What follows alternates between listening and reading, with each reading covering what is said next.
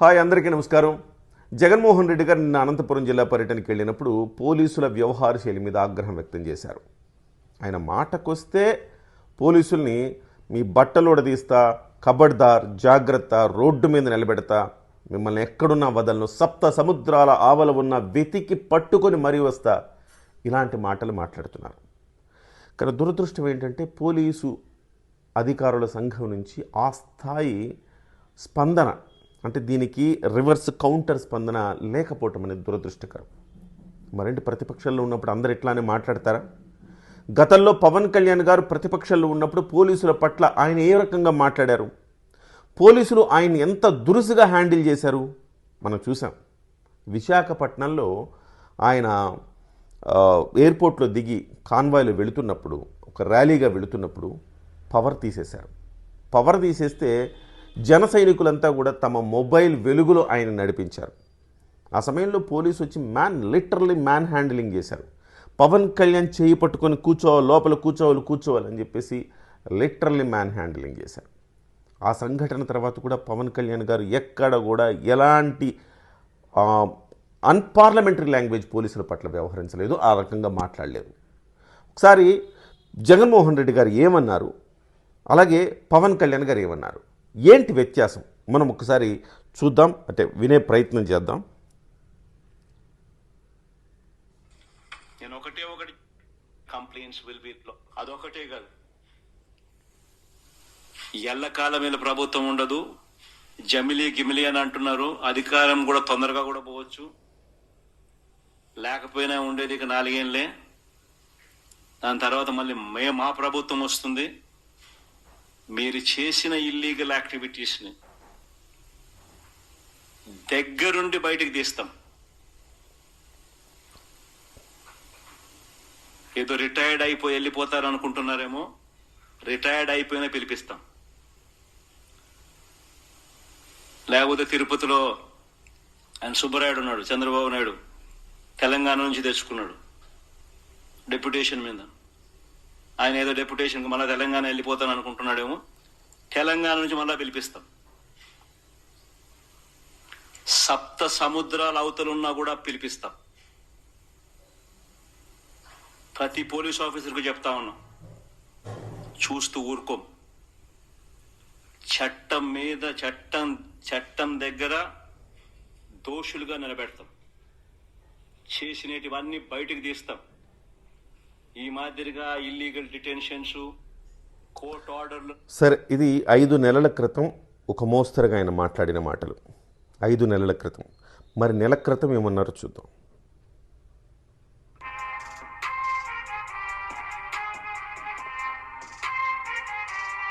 TDP పాలనలో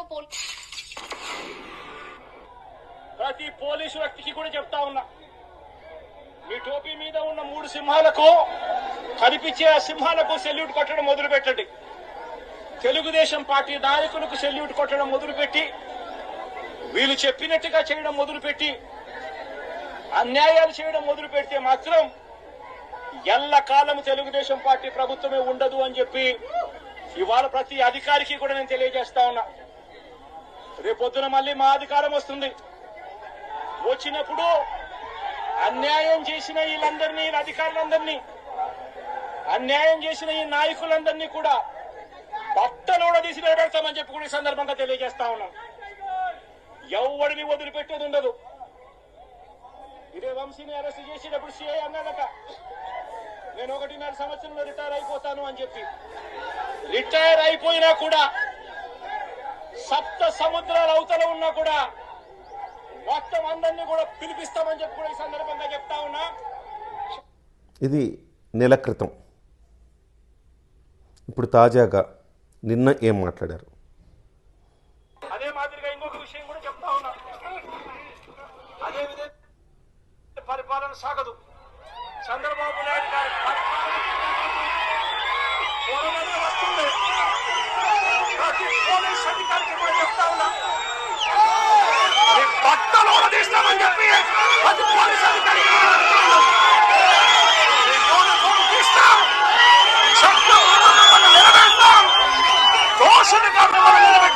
నిలబెట్టి మీ uniform తీయించి మీ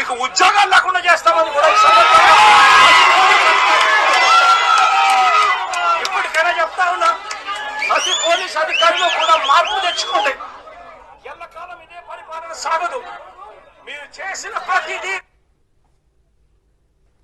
ఇది నిన్న మాట్లాడింది. అంటే 5 నెలల క్రితం ఆయన ఏం మాట్లాడాడు? ఇదే మాటలు మాట్లాడాడు. నెల క్రితం ఏం మాట్లాడాడు? ఇలాగే బట్టలు ఉడదీసి రోడ్లో నిలబెడతామంటున్నారు. నిన్నేం మాట్లాడారు? బట్టలు ఉడదీసి రోడ్లో నిలబెడతామంటున్నారు. పోలీసుల పట్ల ఇలాగైనా వ్యవహరించేది? మరి పోలీసుల పట్ల పవన్ కళ్యాణ్కి ఎంత బాధ్యతగా పవన్ కళ్యాణ్ గారు స్పందించారు ఒక్కసారి విందాం.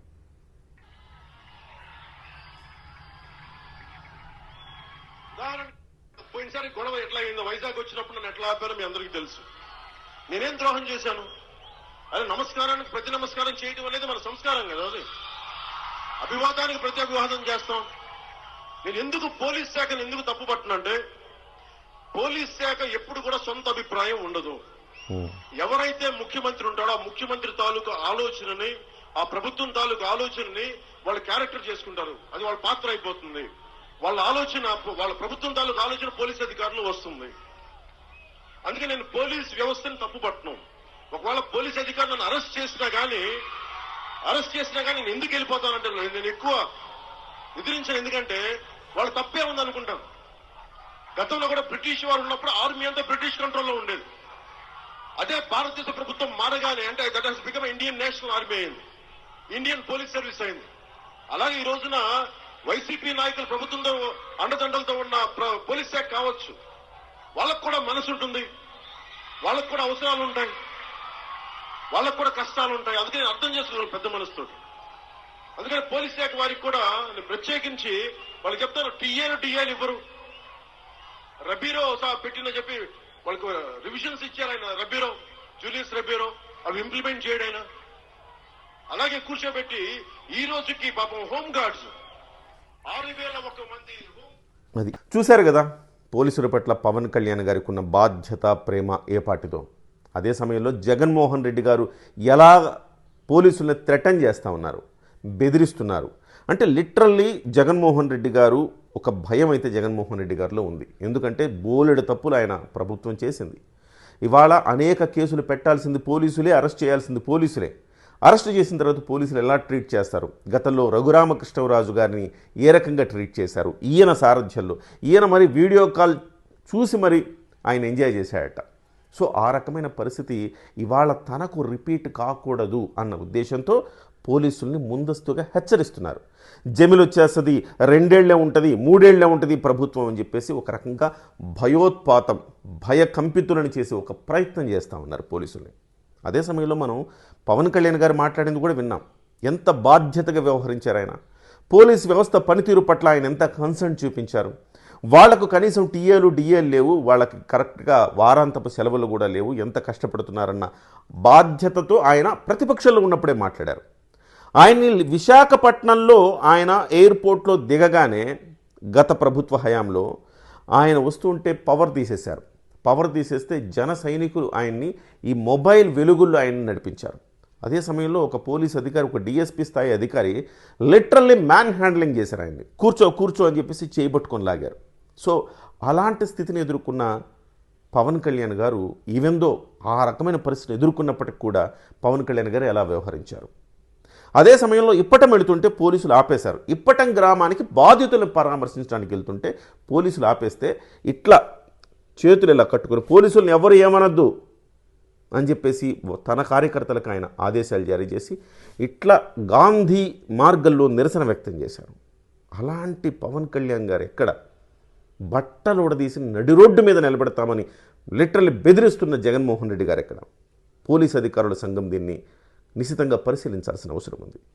ఏ నాయకుడు, ఎలాంటి నాయకుడు ఈ రాష్ట్రానికి కావాలి, ప్రభుత్వ సర్వెంట్లకు కూడా ఎలాంటి నాయకుడు కావాలి అన్నది ఇవాళ ఈ 2 వీడియోలు చూసిన తర్వాత మీకు బెస్ట్ ఎగ్జాంపుల్ అవుతుందని నేను అనుకుంటున్నాను.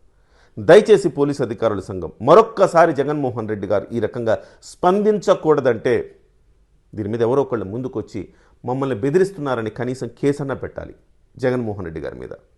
సో ఆ రకంగా పోలీసుల అధికారుల సంఘం నుంచి గట్టి రిటార్ట్, ఒక కౌంటర్ ఇవ్వకపోతే ప్రతిసారి జగన్మోహన్ రెడ్డి గారు ఆయన పరదాలు దాటి ఆయన ప్యాలెస్ నుంచి బయటకు వచ్చిన ప్రతిసారి పోలీసులు బెదిరించడమే పనిగా పెట్టుకుంటారు.